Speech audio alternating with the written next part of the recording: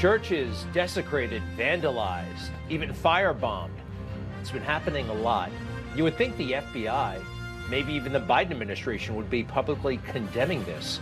Not so much. I wonder why that is. Our friends at the Family Research Council, though, have been keeping a close eye on all of this.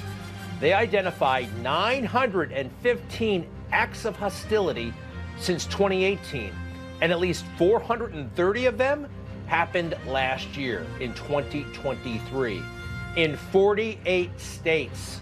Tony Perkins, president of the Family Research Council, joins us once again. Tony, a privilege to talk to you.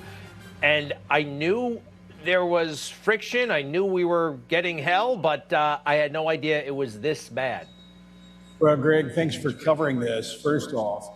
But yes, you're right. And what is alarming about this is last year, between 2022 and 2023, they more than doubled the number of incidents, over 400 incidents, as you laid out, violence. We had vandalism, we had firebombing, we had bomb threats, we had shootings. And you know what, Greg, this is the result of the policies of the present administration. I mean, internationally, we've seen an indifference to religious freedom, which has led to persecution abroad. And we see hostility here at home, which is leading to basically a green light for people to attack churches. I don't disagree, but do me a favor, enumerate what are the specific policies that the Biden administration has come up with that's led to this? That's a really, really good question, because you got to dig into this to look at, number one, we can track where we saw the escalation when the Dobbs decision was first leaked. That's when we saw a tremendous spike. Now, keep in mind that this is only tracking churches. This is not looking at the care pregnancy centers, which they too have been attacked. It's not looking at Christian schools. They too have suffered attacks. This is just looking at churches. But we've seen this administration pushing very aggressively their abortion agenda, demonizing those who would stand in its way. Of course, then you add to that the whole transgender policies that this administration has been aggressively pushing. And so when you look at that in light of biblical teaching, it runs counter to what Bible-believing churches not only believe, but teach. And so there is this effort being given a green light to those that want to silence and intimidate churches, driving them into the shadows of society. And that is the last thing churches need to do. They need to be prepared. They need to understand this threat is out there. They don't need to go forward in fear. They need to make the preparations, but they need to continue to proclaim truth and in teaching their people to live out that truth that's contained in the scripture. As you were speaking, we actually had some pictures of churches that have totally embraced the LGBTQ agenda. You know, some of these churches, I'm not sure if they have in their teaching, but certainly the signage outside, you know, is a little much. I understand, and I want all to be welcome, but that does not mean that the LGBTQ needs to be thrust in one's face. And that's a problem. Overall, culturally, this seems to be, in addition to the Biden administration, there's something culturally happening. You mentioned LGBT, the trans.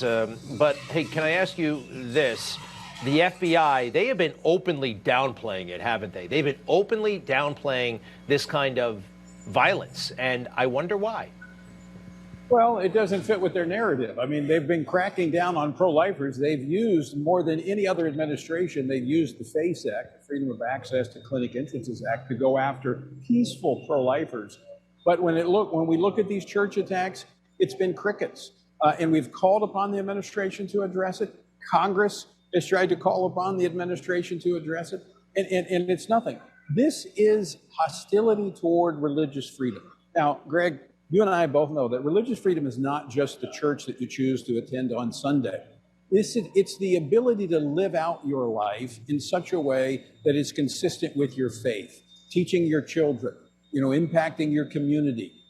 That's what bothers this administration. It's what bothers the left, is because it is in contradiction to and in conflict with the agenda that they're pushing.